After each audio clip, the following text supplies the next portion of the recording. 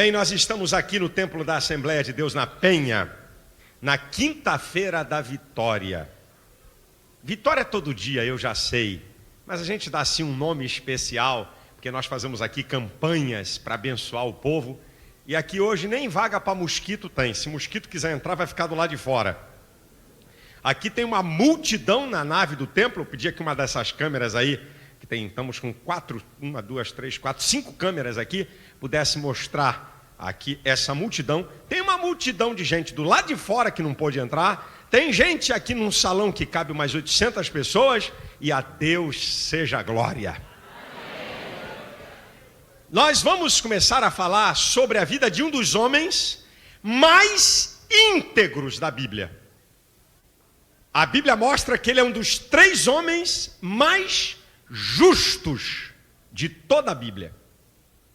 E eu quero tirar algumas lições para a nossa vida a partir da vida desse gigante da fé, o profeta Daniel.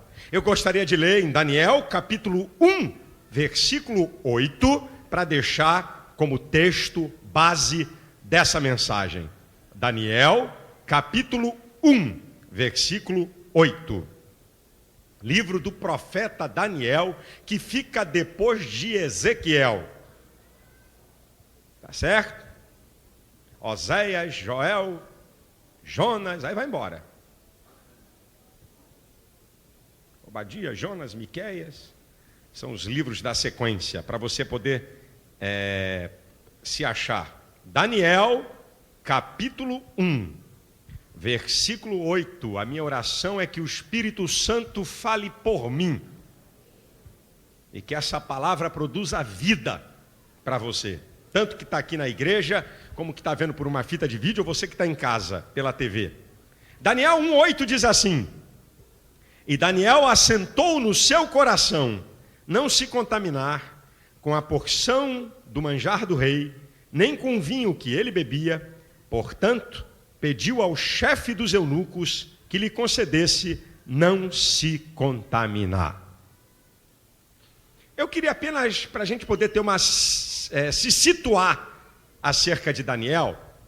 Daniel, ele foi levado com um grupo de cativos para a Babilônia, quando Jeoaquim era o rei em Judá, em Jerusalém, e Nabucodonosor, o grande imperador, invadiu Jerusalém e levou uma leva, da primeira leva de cativos para a Babilônia.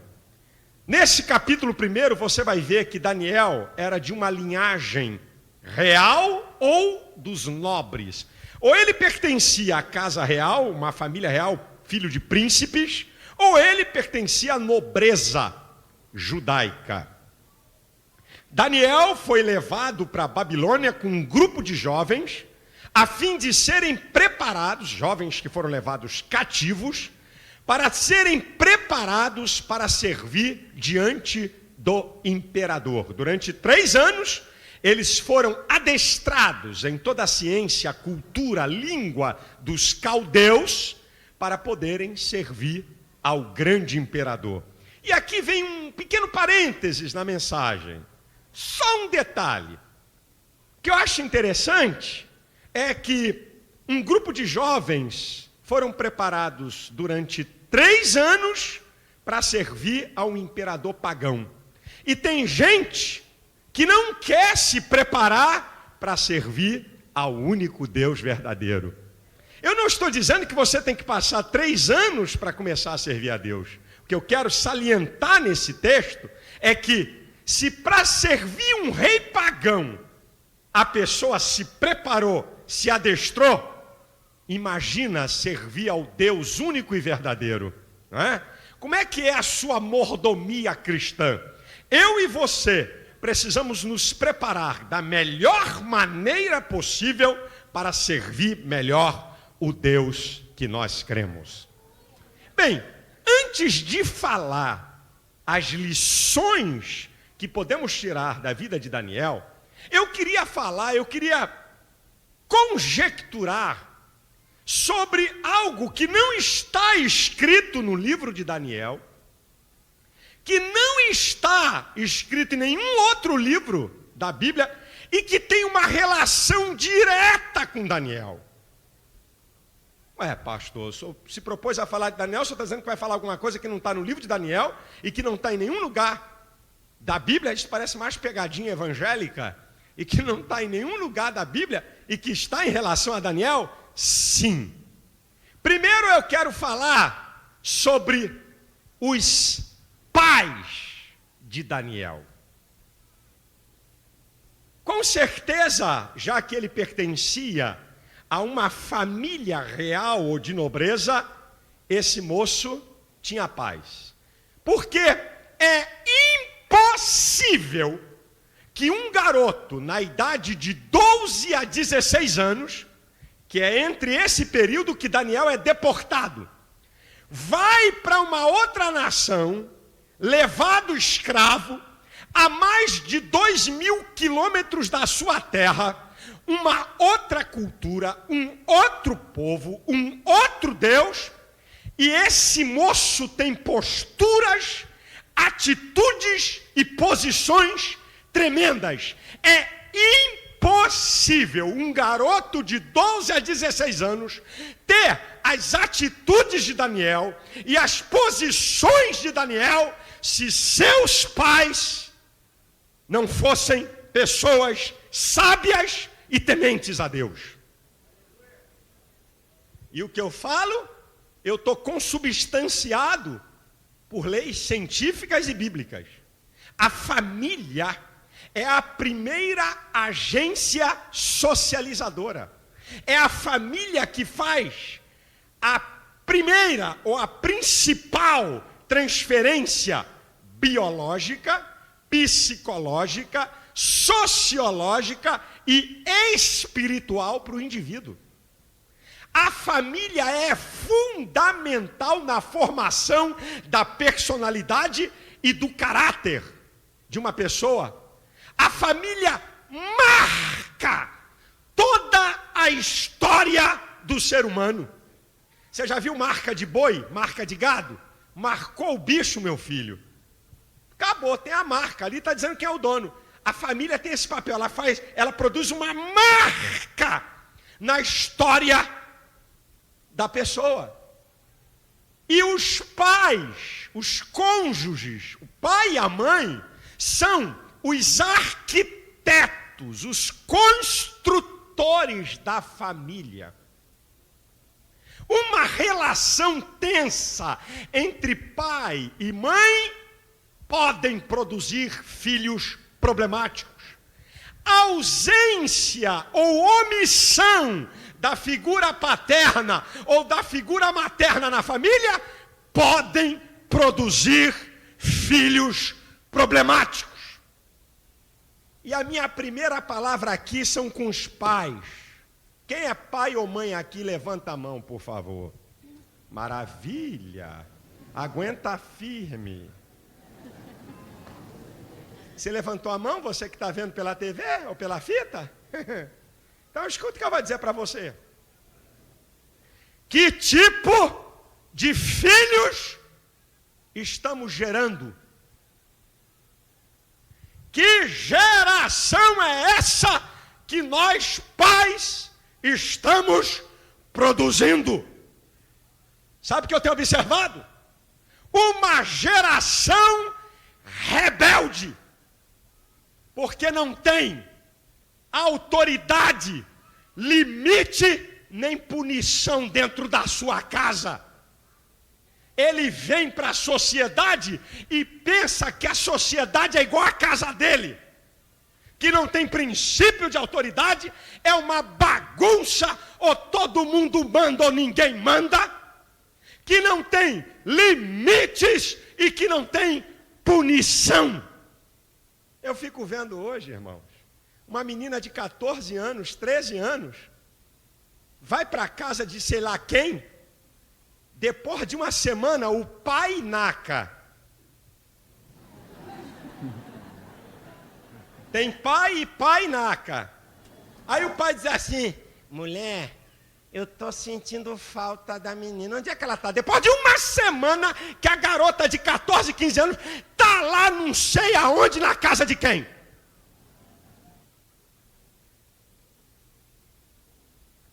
autoridade nenhuma, filho faz o que quer, manda até em pai e mãe, um bando de pai e mãe que são verdadeiras bolhas, que o filho é que determina dentro da casa, é uma inversão dos papéis sociais, não tem limite, vai para onde quer, chega na hora que quer, faz o que quer, e não dá satisfação nenhuma a pai e a mãe, não tem punição, o filho fica reprovado, o filho faz maldade e ainda tem pai para defender filho safado. E ainda tem pai e mãe para proteger uns vagabundos que andam por aí fazendo maldade, é por isso que vai ficar pior ainda. Sabe? Não tem punição. E punição não é espancamento. Punição é tirar o que ele gosta, é não deixar ele ir para onde ele quer. Não tem punição. Você tem que aprender psicologia comportamental, estímulo e resposta. O ser humano trabalha com isso. Para cada tipo de estímulo, de frequência no estímulo, você vai ter um tipo de resposta.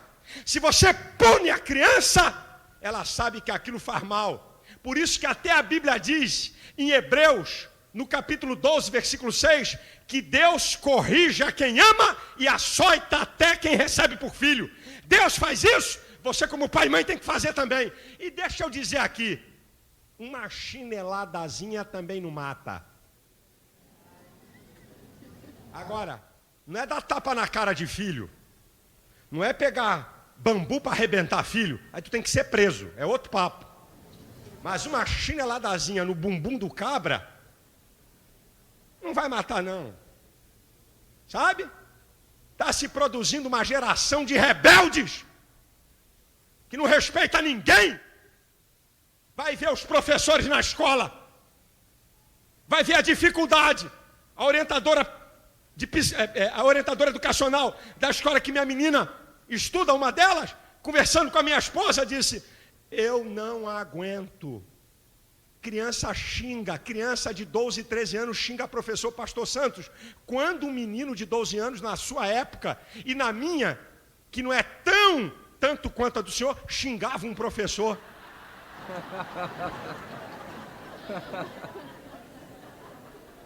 Claro, o pastor tem uma geração. O pastor tem mais de 50 anos de casado, ele tem mais de casado do que eu tenho de vida. Entendeu? Não precisa ir lá atrás, na época do pastor, quando um aluno, um garoto na escola ofendia uma professora. Moleque folgado, chega na escola, xinga professor, dá tapa em professor, porque sabe que em casa não vai acontecer nada com ele. Uma geração de rebeldes, e a culpa sabe de quem é? Dos pais. Aí quer que o governo dê jeito, pastor. Aí quer que a professora dê jeito, nem governo, nem ninguém, e não adianta dizer que é o diabo, que é você.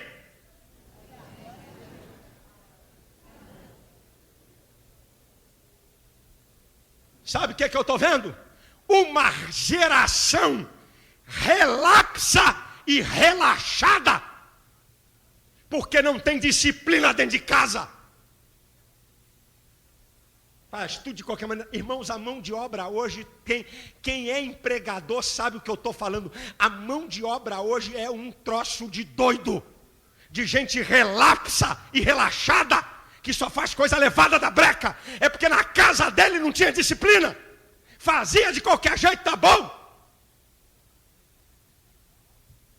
Eu fico vendo hoje, quantas mocinhas não sabem nem lavar uma peça íntima, não sabe nem arrumar uma casa, e a culpa é das senhoras mães. Chegou a vez de vocês.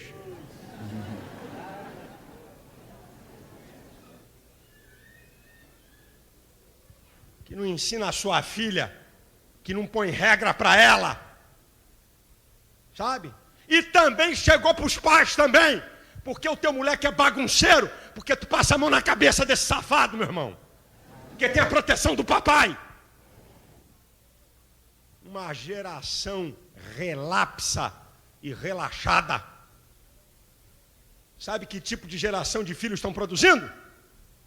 uma geração insensível e perversa, porque não tem afeto dentro de casa. Porque o pai e a mãe só sabem xingar o filho, só sabem maltratar, não sabe falar uma palavra boa, não sabe fazer um carinho, não sabe tocar, toque, colocar a mão na cabeça, colocar a mão, abraçar. Já tem teses nas ciências humanas do poder do abraço, que é terapêutico, tanto para o tônus muscular, como para o equilíbrio emocional. Eu não estou falando daquele arroxo que nego dá nas garotas, não. Estou falando do abraço de pai e de mãe. Mas, ei, pastor, eu vou praticar, é bom para a saúde, é? Não é isso que eu estou falando aqui, não.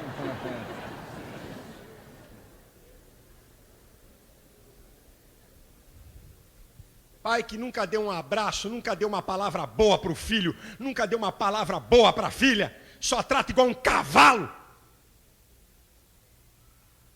igual um ignorante, não tem nada de bom. E aí o filho se torna insensível e perverso, uma geração insensível, sem afeto natural.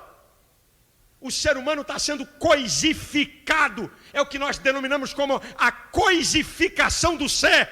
Não tem afeto em casa, não vai ter afeto com ninguém. Afeto é amor, carinho, amizade. Uma geração incrédula e que não teme a Deus. Chegou a vez agora nossa, do povo de Deus. É tão bom a gente criticar as coisas de fora, mas uma coisa linda da Bíblia que eu vejo é o seguinte, é que o Evangelho deixa tudo às claras, não tem nada escondido. Judas foi escolhido por Jesus, era amigo íntimo de Jesus e traiu Jesus, e o Espírito Santo não disse assim, vamos esconder isso da Bíblia, não deixa isso aí não, que vai pegar mal pra caramba, hein? Botar na Bíblia que Judas foi escolhido por Jesus, era amigo íntimo de Jesus e traiu Jesus, não vai ficar legal. Não, o Evangelho é claro. O Evangelho é aberto. É bom a gente criticar o erro dos outros lá fora, mas agora eu quero falar aqui com a gente, com o povo de Deus. Sabe? Estamos produzindo o quê? Que tipos de filhos? Incrédulos e que não temem a Deus. Sabe por quê? Porque tem muita gente, muitos pais levando a vida de um evangelho superficial, sem graça, medíocre e de aparência. Ensinando o filho a ter duas caras, a ser uma coisa na igreja, outra coisa lá fora e outra coisa dentro de casa. Não ora, não lê a palavra, não tem compromisso com a igreja, não ensina o filho a ser um dizimista fiel, a amar a igreja, a amar o pastor, a temer a Deus. Dizer para o teu filho, olha meu filho, há um Deus grande, tremendo e poderoso, há um Deus que vê todas as coisas, há um Deus que nós não podemos nos esconder dele, há um Deus que nós vamos prestar conta a ele, colocar no coração do teu filho e da tua filha temor a Deus.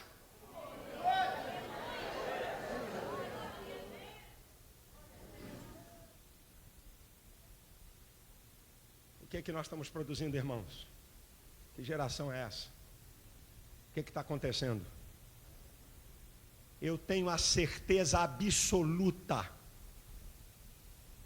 que tudo que Daniel foi, com certeza seus pais foram pilares de influência para que um garoto entre 12 e 16 anos tomasse as atitudes que tomou de servir a Deus e de ser fiel, longe da sua casa, longe da sua nação, longe do seu povo, numa nação pecadora e pagã.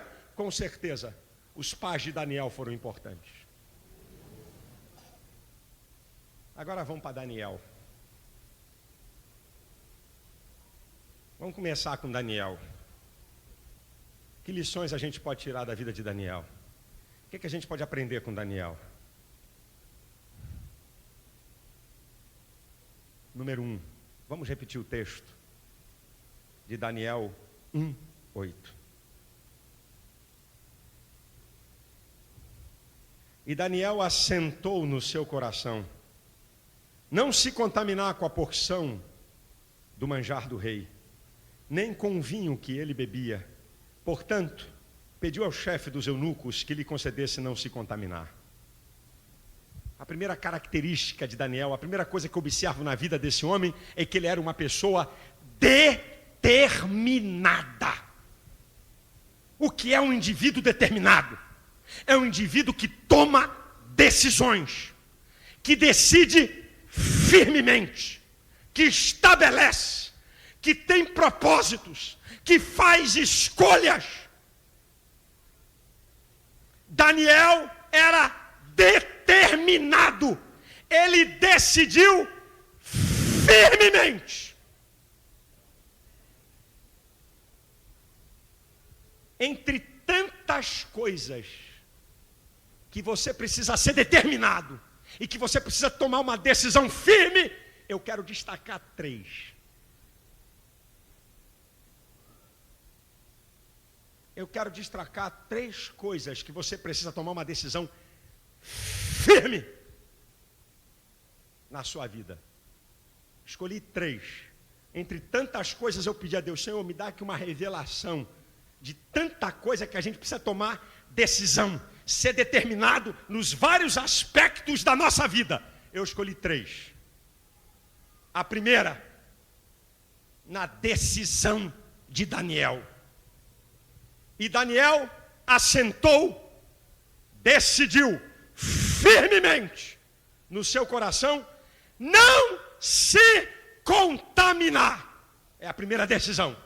Daniel tomou a seguinte decisão: eu não vou me contaminar, eu não vou permitir que coisas manchem a minha vida e desagradem a Deus, eu não vou permitir que coisas que destroem a minha vida cheguem até mim. Ele decidiu firmemente não se contaminar com tudo aquilo que mancha a nossa vida, que perturba a nossa relação com Deus, e que nos separa de Deus, e que vem trazer marcas profundas, negativas na nossa vida. O interessante do texto é que você pode fazer uma analogia. Ele decidiu não se contaminar com a bebida, a comida e as delícias do rei. Que analogia a gente pode fazer? O que é que o reino, o que é que o rei representa? O mundo. E qual é o apelo do mundo? O mundo é o sistema dirigido e organizado por Satanás, que apela à nossa natureza, os desejos da nossa natureza, aquilo que agrada a nossa carne. Carne, essa linguagem bíblica, significa a natureza pecaminosa do homem. O que atrai a nossa natureza. E o que atrai a nossa natureza nos contamina. Eu estava vendo uma reportagem, agora esses dias. Eu fiquei abismado numa grande revista de circulação nacional no Brasil. 1 em cada 4 jovens na idade de 10 a 18 anos se utilizam de bebidas alcoólicas regularmente. No Brasil, 1 em cada 4 jovens na idade de 10 a 18 anos utilizam bebida regularmente. Não precisa falar o que a bebida causa. Doenças, desgraças, destrói pessoas, destrói famílias, destrói sonhos, destrói vida, morte precoce, arrasa com a nação, arrasa com as famílias e com a sociedade. O indivíduo se torna ébrio. Quantos estão mendigando pelo esse Brasil por causa da bebida? Mas atrai a natureza, é bom, é gostoso, a carne deseja. Eu estava lendo uma outra reportagem, em 2001, 800 mil meninas na idade de 10 a 18 anos se tornaram mães solteiras. O sexo é bom, só conta um lado bom. Esse sexo, essa liberdade sexual desregrada, é bom, mas esquece de contar outro lado. Jovens que destroem a sua juventude porque passam a ser mãe e pais precoces. Fora isso, doenças venéreas, fora isso, AIDS. Isso é bom. Só conta um lado da história, quantas moças com a vida estragada, e sem falar do aborto, que causa sequelas incríveis na mulher. É o mundo, é a prática. Todo mundo está se contaminando por aí. Tanta coisa, tanta baixaria, tanto pecado no meio dessa sociedade corrompida, longe de Deus. Mas, irmãos, escute o que eu vou dizer. O que eu lamento, e eu não estou aqui para esconder nada. Eu já disse que o evangelho é coisa clara, aberta. Eu lamento o que está acontecendo na vida de muitos moços que estão dentro da igreja, que foram criados na igreja. O que está acontecendo? Eu ouço falar e tenho visto moços e moças que namoram e são da igreja, mantendo relações sexuais no namoro. Um rapaz chegou para mim e disse: pastor, não vou dizer onde, não vou dizer lugar, não interessa, eu não posso namorar essa menina, porque eu comecei a namorar na igreja. E ela disse para mim: é só isso que você sabe fazer? Meus outros namorados me levavam para a cama. Tu é otário? Tu não é homem, não? Dentro da igreja. Jovens dentro da igreja, enchendo a cara. Jovens dentro da igreja, viciado em pornografia e tudo que não presta na internet. Gente criada na igreja, dominada por bebida, dominada por cigarro, dominada por maconha e dominada por cocaína e por um monte de drogas. O que é que está acontecendo, minha gente?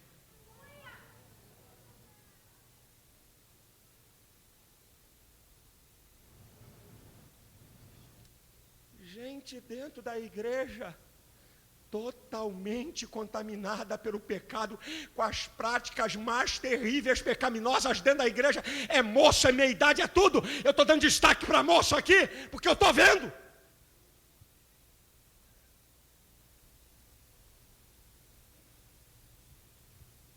Eu queria lembrar alguma coisa a você.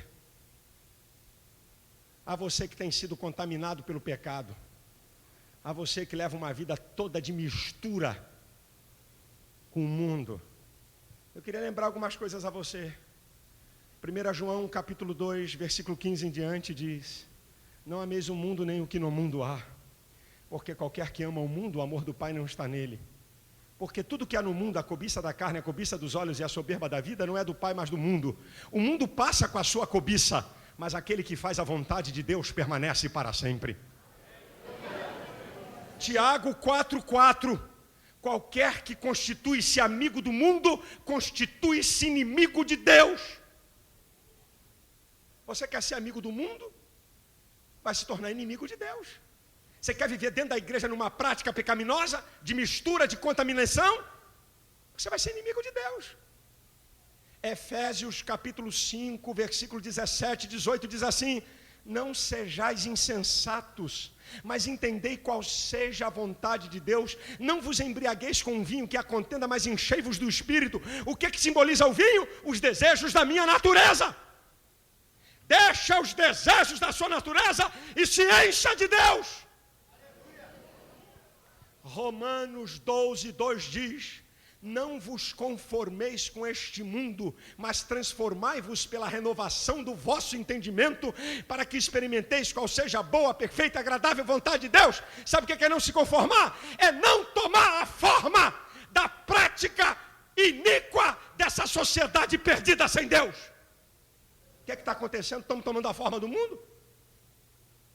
As práticas pecaminosas estão sendo corriqueiras no meio do povo de Deus? O que é isso? 1 Pedro 4:2. O tempo que vos resta na carne, não vivais segundo a cobiça dos homens, mas segundo a vontade de Deus. 1 Tessalonicenses capítulo 4, versículo 3. Esta é a vontade de Deus, a santificação, que vos abstenhais da prostituição. 1 Pedro capítulo 1, versículo 15 e 16. como é santo aquele que vos chamou, sede santos em toda a vossa maneira de viver, como escrito está, sede santo porque eu sou santo. O verbo está no imperativo presente, ser santo hoje, ser santo agora, ser santo amanhã e ser santo sempre. E ser santo é viver separado do mundo e do pecado. O que é que está acontecendo?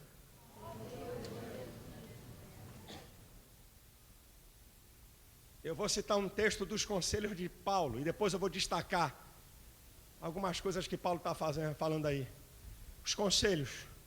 Se você fez uma opção de servir a Deus e de querer a vontade de Deus, você não pode viver segundo a prática pecadora e perniciosa dessa sociedade sem Deus. Olha o que é que Paulo fala, eu vou citar para você. Colossenses capítulo 3, os 10 primeiros versículos desse capítulo. Olha só o que diz o texto.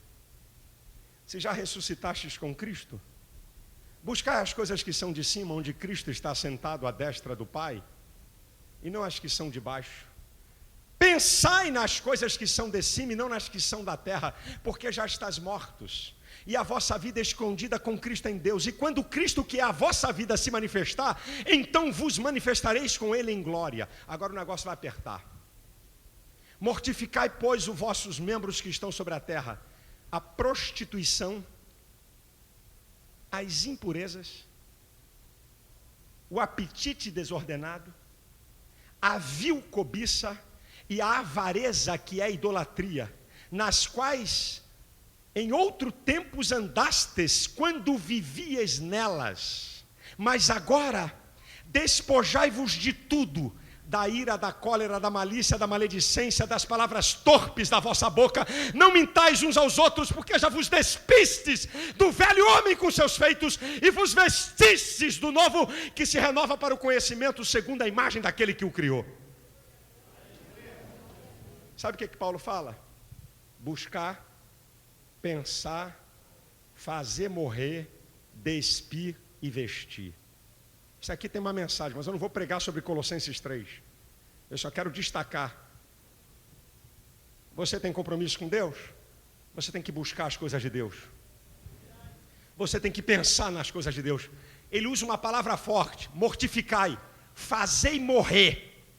Eu e você é que temos que fazer morrer a nossa natureza. A prostituição, todo o pecado ilícito da área sexual, as impurezas, tudo que você imaginar, dependência de bebida, dependência de cigarro, dependência de droga, de pornografia, as coisas que levam à destruição e as dependências, o apetite desordenado, comilão, come sem vontade, come demais que chega até a vomitar, a vil cobiça, sabe? Tudo aquilo que te atrai com maior força, a avareza, que é a ganância, você tem que fazer morrer. Depois Paulo diz, se despir, uma linguagem simbólica, jogar a roupa fora, a roupa suja do pecado, a vida iníqua, a vida errada, a vida que desagrada a Deus, joga fora e ser vista do novo. Que agora você foi transformado pelo poder do Evangelho e foi liberto do poder do pecado e você pode ter uma vida nova.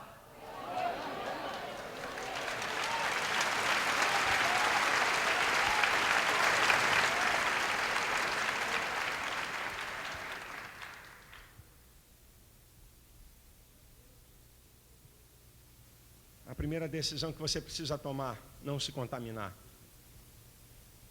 Cuidado, Gálatas 5:9 diz que um pouco de fermento leveda toda a massa. O que você está abrindo mão? Onde é que está entrando o pecado na sua vida? Qual é a brecha que você abriu? É assim mesmo, é devagarzinho mesmo. Começa com um pouquinho mesmo. Daqui a pouco tu está todo enrolado, todo dominado, vivendo dentro da igreja, mas uma vida devassa em pecado. Ei, pastor, você tem que entender que o jovem é fraco. Os prazeres do mundo, as coisas que o mundo oferece. Você tem que entender, pastor, está precisando ler mais a Bíblia. 1 João 5,14, na segunda parte do texto diz, jovens, eu vos escrevi porque sois fortes, porque a palavra de Deus habita em vós e já vencestes o maligno. Para o jovem ser forte, ele tem que amar a palavra de Deus. Salmo 119, versículo 9 e 11. Como purificará o jovem o seu caminho? Observando segundo a tua palavra. Escondi a tua palavra no meu coração, para não pecar contra ti. Se queremos uma geração sadia, se queremos moços santos nessa sociedade corrupta e pecadora, precisamos de moços que amem a palavra de Deus.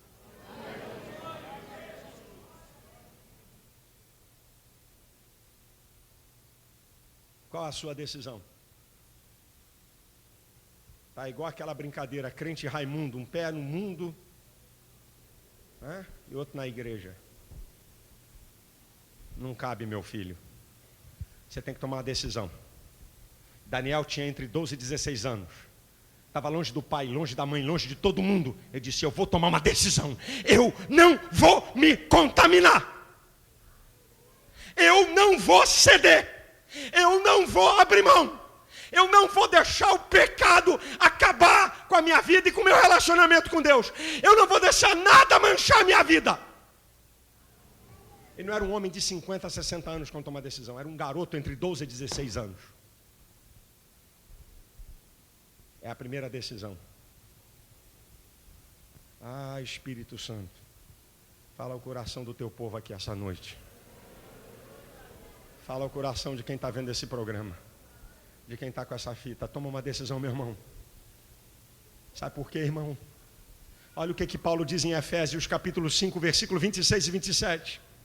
Para santificar com a lavagem da água pela palavra, para apresentar a si mesmo igreja gloriosa, sem mácula ou ruga, mas santa e irrepreensível.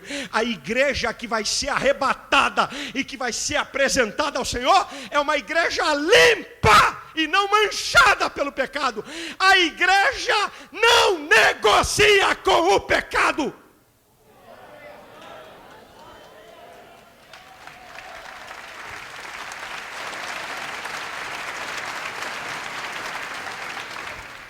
O princípio da igreja é: vem como está, quebrado, rebentado, ferrado, viciado, levado da breca, contaminado.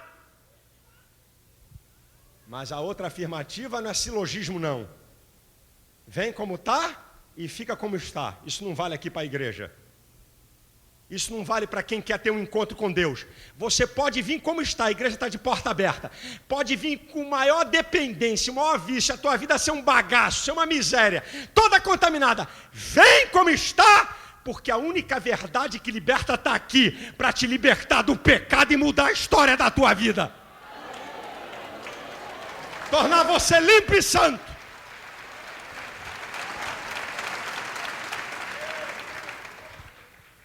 Eu disse que eu escolhi 3 decisões fundamentais na vida que você tem que tomar. A primeira é essa: não se contaminar. Ah, porque eu tenho meu coleguinha que está fazendo, tem outro que está fazendo. O problema é dele, vão acertar a conta com Deus. Romanos 14, 12 diz que cada um de nós dará conta de si mesmo a Deus. Toma conta da sua vida, mantém suas vestes limpas, mantém sua vida limpa, mantém sua vida correta diante de Deus. Deixa quem tiver em sua volta, está cometendo o que for, mantenha a sua integridade.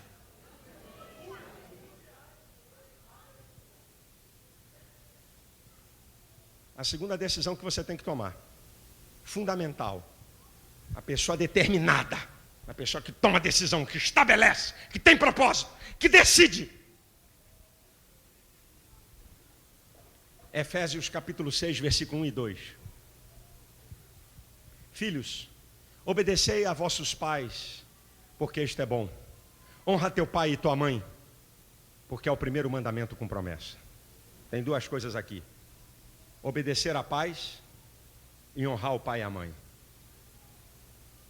Agora vai, lá e cá, vai bater dos 2 lados.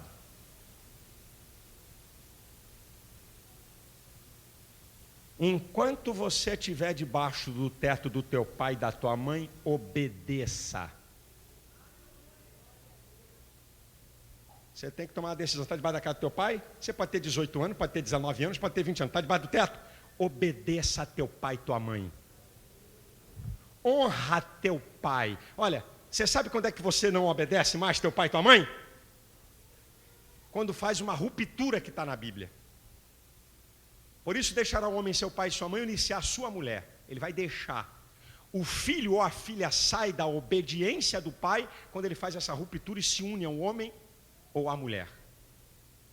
Aí você não precisa obedecer mais o seu pai. Agora, honrar, enquanto ele viver, você tem que honrar, se é que você quer viver mais nessa terra. Teu pai pode ser baixinho, pequenininho, magrinho, e você pode dar 3 do teu pai. Você vai ter que obedecer e honrá-lo.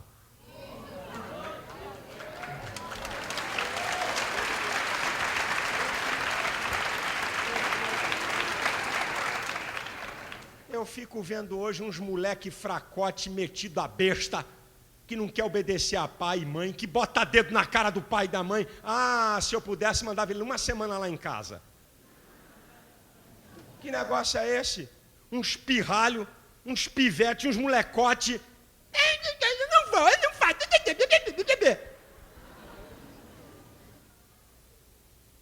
Umas menininhas aí que nem tiraram a fralda ainda. Só porque a mocinha, já está uma mocinha, não quer mais obedecer a orientação do pai, não quer mais obedecer a orientação da mãe. E você, só porque começou a nascer um fiapo de bigode aí, a primeira barbinha que você faz, já pensa que é homem, que é tudo, que você quer mandar no teu nariz? Não esteja debaixo do teto da tua casa, do teu pai e da tua mãe. Tu está lá, tu tem que obedecer. Agora, deixa eu dar um conselho. Sai debaixo do teto do teu pai e da tua mãe para ver o que vai acontecer com você. Sai. Sai para a vida independente para ver o que te acontece. Honra teu pai. Teu pai pode ser vagabundo, 171 qualificado, ladrão, pilantra, mas é teu pai. Para os outros é pilantra, para os outros é o que for, para você é teu pai. Tua mãe pode ser prostituta, mas é tua mãe, honre ela.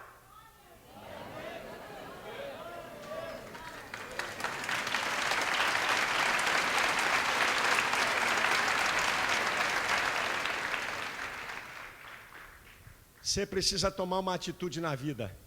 A segunda atitude fundamental: obedecer a seu pai e a sua mãe e honrá-los enquanto você viver.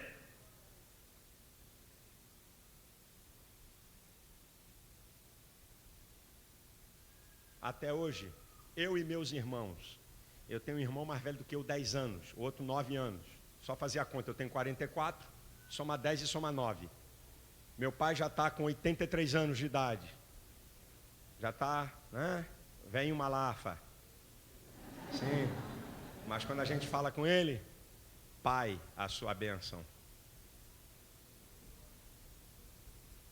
É meu pai. É minha mãe. Não importa o que os outros digam do teu pai e da tua mãe, honre-os. Pode ser analfabeto, semi-analfabeto, pode ser ignorante, mas foram eles que colocaram você no mundo. Honre. A terceira decisão que você tem que tomar, fundamental, uma pessoa determinada, é uma decisão em relação à vida como um ser normal que você é. Primeiro, que tipo de pessoa você quer ser? Chata, antipática, nojenta, rabugenta, amiga, boa, bacana, amorosa? Você tem que tomar uma decisão. O que é que você quer da vida? O que é que você quer ser? Onde você quer chegar? Qual é o seu propósito? Irmãos, eu leio um salmo, que é o Salmo 115, versículo 16. Olha que salmo interessante. Os céus são céus do Senhor, mas a terra deu ele aos filhos dos homens. Sabe o que Deus está dizendo? Que essa terra aqui é para ser conquistada.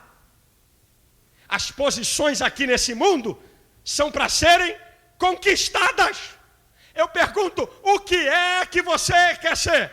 Aonde você quer chegar? Eu não posso aceitar que ímpios, que não temem a Deus, que não têm a mente de Cristo, almejam, projetam, lutam na vida, e crentes, fiéis a Deus, filho de crente, que está na igreja, não tem objetivo na vida. Eu não posso entender. Eu estava vendo esses dias, agora, anteontem, uma mulher de 81 anos de idade apareceu no Jornal da TV.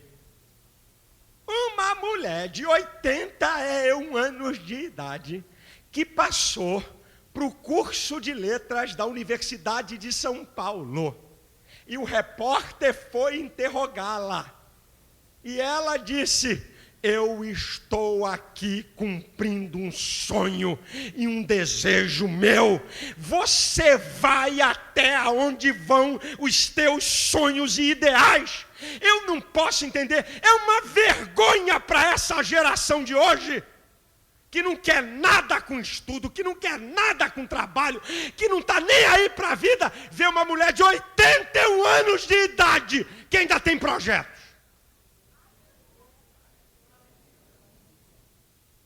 Você pergunta muito o rapaz na igreja: o que você quer ser? Pastor, sou filho do rei, eu sou filho do rei. Só se for de um rei falido. O que você quer ser? Um Zé Mané? Um Zé Minhoca? Um Zé Bobão? Um coisa nenhuma? O que você quer ser, meu filho? Você faz suas escolhas, você toma decisão, você determina. Qual é a sua decisão? Vai ser mais um? Vai ser qualquer coisa? Ou vai conquistar essa terra para ser bênção para você, para a tua família, para a sociedade e para o reino de Deus?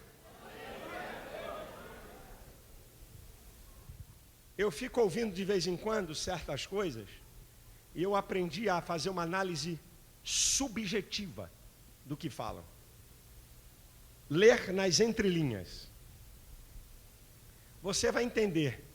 Se você aguçar um pouco, o jeito que eu vou falar, você vai entender.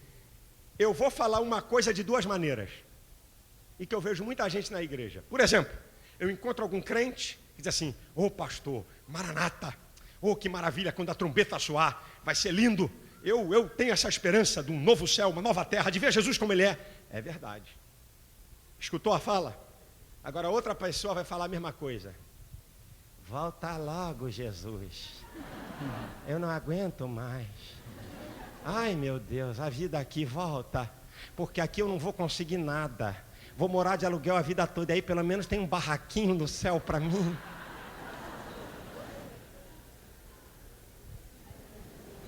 A pessoa quer que Jesus volte logo, não é porque ela tem a esperança da volta de Cristo, não. É fuga. É fuga. Volta logo, Senhor, porque eu sou Zé Minhoca, Zé Mané, coisa nenhuma, e vou continuar sendo. Pelo menos aí vai ter um lugarzinho aí para mim. Eu fico bobo de ver hoje, meu Deus do céu, balança aqui. Meu Deus, fala ao coração desse povo. O que é que você quer ser na vida? Que decisão você vai tomar?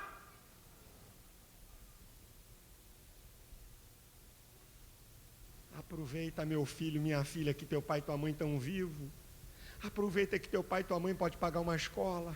Aproveita que teu pai e tua mãe, sabe, você não precisa trabalhar 8 horas e pode estudar. E pode se aprimorar. Aproveita para meter a cara, para correr atrás, para buscar, para tomar uma decisão na vida. Pastor, eu já tenho 40 anos, a vida já passou, é 40. Depois dos 40, entrou no ENTA, pastor, está ferrado. Entrou no ENTA, é 40, é 50, é 60, é 70, 80, ENTA já é. Deixa de ser trouxa, rapaz. Deixa de ser fraco e pessimista.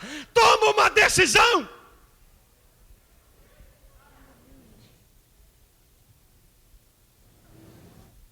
Você está me vendo pregar aqui?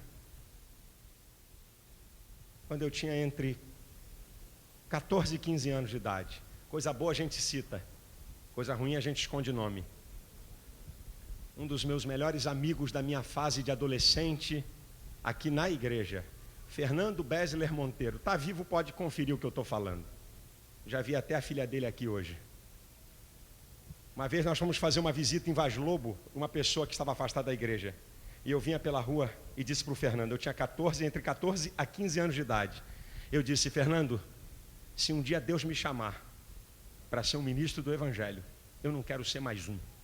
Eu quero fazer diferença na minha geração. Eu tinha 14, 15 anos. Quando eu tinha 18 para 19 anos, eu me via pregando na TV. Eu disse, um dia eu vou pregar aí dentro dessa potroca. Quando eu tinha 22 anos, recém-consagrado, se meu sogro não lembra, eu vou lembrar, lá onde ele morava, na Honório Bicalho, na casa pastoral, uma vez eu entrei lá na Copa, a TV ficava na Copa, e eu disse para ele, chefia, eu ainda vou pregar dentro desse veículo aqui. Aí ele olhou para mim e disse assim, sonha meu filho, sonho faz bem para a saúde. O que é que você quer ser na vida, meu chapa? Onde é que você quer chegar? Eu estava pregando, vou dar nome, vou dar local, eu estava pregando há algum tempo atrás, há anos atrás, no Congresso das Mocidades Pentecostais em Anápolis, um grande congresso. E uma mensagem que eu preguei foi, tempo, um fator fundamental para a vida. E lá no meio da mensagem, eu toquei alguma coisa que eu estou falando aqui. Eu disse, o que é que você quer ser, rapaz? Você não quer ser nada, não quer estudar, não quer trabalhar, fica igual um vagabundo explorando tua mãe que é viúva? Toma vergonha nessa cara, vai vender limão na feira ou picolé. E escute, ano passado eu fui a Brasília, fui pregar num lugar e um rapaz de 28 anos veio falar comigo. Quando ele ia começar a falar, ele começou a chorar. Aí eu fiquei quieto, vendo o que era. Quando ele controlou sua emoção, ele disse, pastor, há anos atrás, eu estava no Comep, e quando o senhor falou, você não tem mais jeito na vida não, rapaz, fica explorando a tua mãe que é uma pobre viúva, e você fica igual um vagabundo que não quer nada de estudo, não quer nada com trabalho, o senhor estava falando comigo, eu era esse rapaz, e o senhor disse, vai vender picolé na feira, vai vender limão na feira, eu obedeci, eu fui vender limão na feira, concluí meu primeiro grau, concluí meu segundo grau, fiz prova para a Polícia Civil e passei como detetive, estou fazendo prova para delegado e vou passar e vou me casar. Ele tomou uma decisão.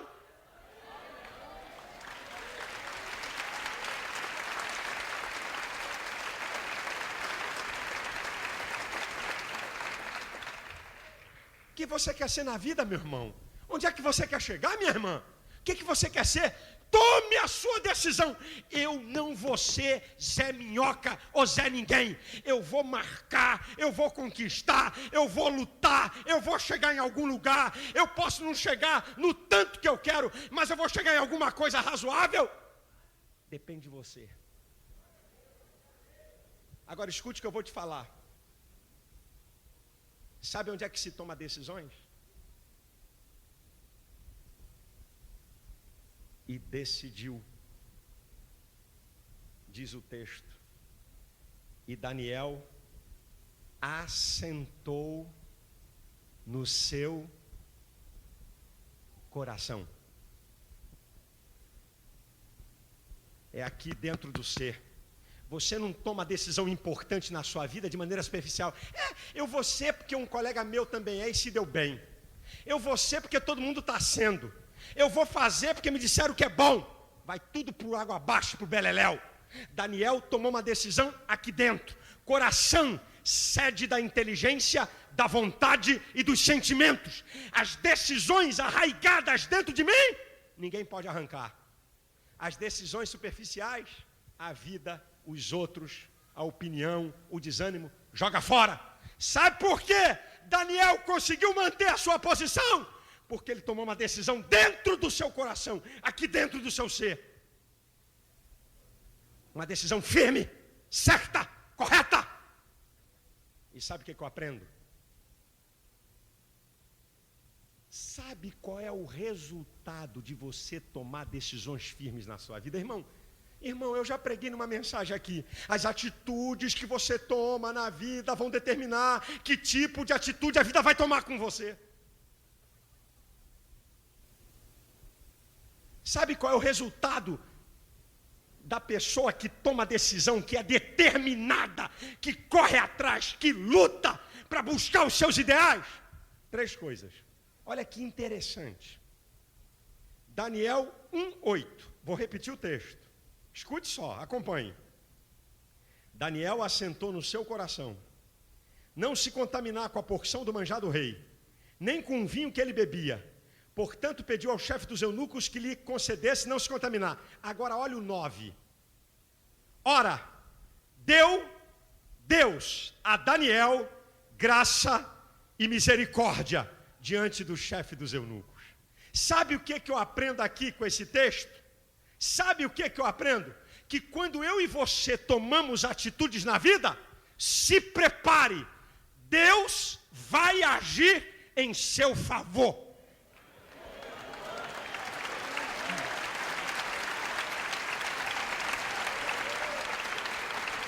Você sabe o que as pessoas querem?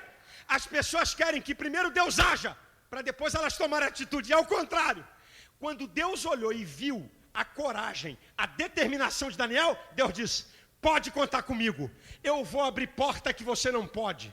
Eu vou te ajudar naquilo que a tua capacidade não vai, porque Deus sabe que o homem está limitado a tempo, espaço e circunstância, mas quando você é uma pessoa determinada, quando Deus vê a disposição do teu coração, Deus diz assim: meu filho, eu vou te ajudar, eu vou abrir portas para você, eu vou tirar empecilhos do teu caminho, eu vou te abençoar, porque Deus vê a sua determinação. 2. Quando você é determinado, eu já estou terminando. Quando você é uma pessoa determinada, que decide, que faz escolhas, que tem propósito, você tem tudo para ser melhor. Você quer ver o texto? Acompanha comigo. Versículo 15. Depois o 19 e o 20. Está falando de Daniel e seus amigos. E ao fim dos 10 dias, pareceram os seus semblantes melhores, e eles estavam mais gordos do que todos os jovens que comiam a porção do manjar do rei. Versículo 19 e 20. E o rei falou com eles. Entre todos eles não foram achados outros tais como Daniel, Ananias, Misael e Azarias. Por isso permaneceram diante do rei. E em toda a matéria de sabedoria, de inteligência, sobre o que o rei lhes perguntou, os achou 10 vezes mais, 10 vezes mais doutos do que todos os magos ou astrólogos que havia em todo o reino. Quando você toma a decisão, te prepara. Você tem tudo para ser o melhor. E terceiro, como resultado das decisões certas da tua vida, sabe o que vai acontecer? Se prepare, você vai conquistar posições nessa vida. Quer ver Daniel? Capítulo 2, versículo 48, do livro de Daniel. Então o rei engrandeceu a Daniel e lhe deu muitos e grandes presentes, e o pôs por governador de toda a província da Babilônia, como também por principal governador de todos os sábios da Babilônia. Daniel, que foi levado para servir ao rei, agora é colocado como governador e como um dos principais. As decisões que você tomar, de não se misturar, de não viver uma vida de pecado, a decisão que você tomar de querer ser alguma coisa, te prepare, é profético para a sua vida. Deus vai ajudar você a conquistar altas posições nessa sociedade.